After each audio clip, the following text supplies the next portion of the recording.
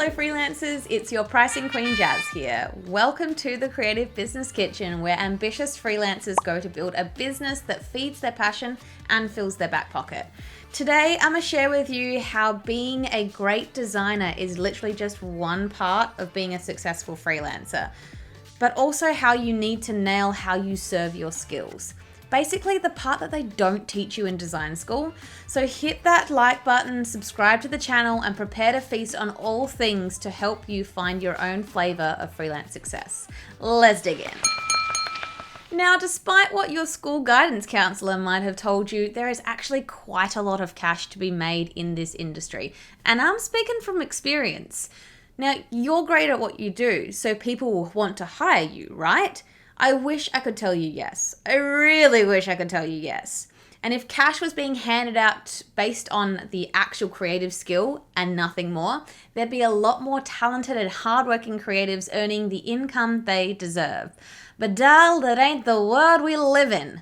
If being great at your craft isn't enough to land you the high-paying clients, well then what else are you supposed to do? I mean, come on! Now this is where it pays to have some business knowledge stored away in your brain. There are actually steps that you need to take to set yourself up for the success that you want to feast on. Steps that have nothing to do with your skills as a creative. So here are 5 reasons why you need specific and clever business processes as a freelancer. Number 1, good processes instill confidence. First of all, let me be clear about what I'm actually talking about here. When I say your processes, I'm talking about everything that you do after a client has contacted you for some information about your services.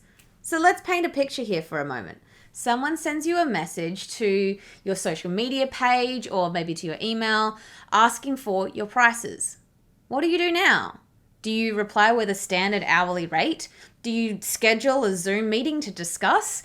Do you hyperventilate and call your mum and ask her for advice and she doesn't know because she's not a creative, so I don't even know what to do? Okay, trust me when I say that landing the client starts from that very moment. There are some sales techniques that you can start to implement right from the beginning. Having clear, succinct, and professional business processes provides the confidence that you can and will be true to your word. If a luxury car salesperson scribbled the info on post-it notes, prospective buyers actually would be far less likely to purchase, even if they loved post-it notes as much as I do. And the same applies here. Making sure that your processes are pro is key. Next, the right business processes actually allow you to charge more. Believe it or not, there's a ton of psychology behind pricing, which you can learn all about as part of the Creative Business Kitchen. You may assume that companies tend to go for the cheapest quote, but believe me, you could not be further from the truth. I'm sorry. Where you price yourself helps establish your place in the market. If you want to attract flaky and difficult clients with zero budget, make being the cheapest your competitive edge. But however, clients looking for more of a quality outcome are more likely to believe that it's you if your prices reflect that. Now, I'm willing to bet there's some everyday items that you buy based on price and others that you buy based on quality. If you're buying ingredients for a fancy dinner, you're probably leaning towards the fancy brand name ones because you assume they have a quality that is higher and worthy of your dinner plate. The same applies here. Having professional, clear, and purposeful processes helps to justify the high price that you're then able to quote. If you don't, the client can't help but question if you're really worth the dollars that you say that you are. Next is it enables clear communication and eliminates confusion. I cannot stress enough how important clear communication is in business. When people are handing over their money for a service, they need to know exactly what they're getting in return.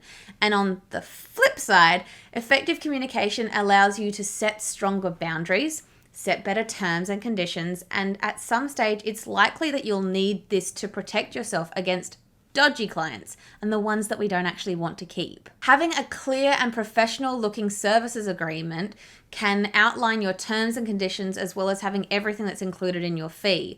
This can be anything from your set business hours to the number of revisions included in the quote, and having a client sign this before handing over their deposit can really save your butt down the track.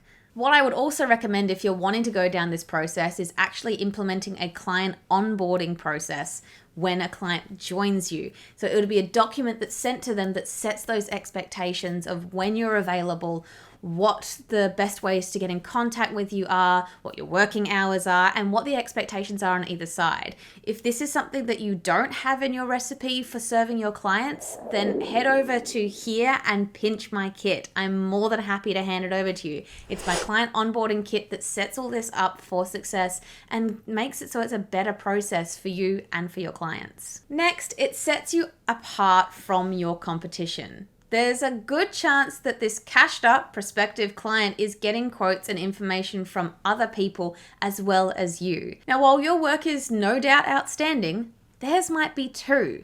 Having a schmick and seamless process may be the key reason that they take a second or third or agreed look at the proposal that you've provided over someone else's. Next, it keeps all the information organized and easily accessible. Once you land the job, there'll no doubt be quite the back and forth between you and the client. Once you get started on the project, you'll find yourself needing to look back on notes or communications and having a bit of a reference system. So then having a set recipe that you follow for each job actually enables you to quickly find the notes that you have or the information as soon as you need it. It also means that you know what to do next. This also ends up taking the guesswork and the confusion out of your processes. Now, if you're wondering what the best recipe is to follow, I highly recommend you check out my entree course, Recipe for Serving Clients. It contains all of the methods that I use to keep turning over a six-figure profit in my business. And hell, if I can do it, you can do it too. Order up!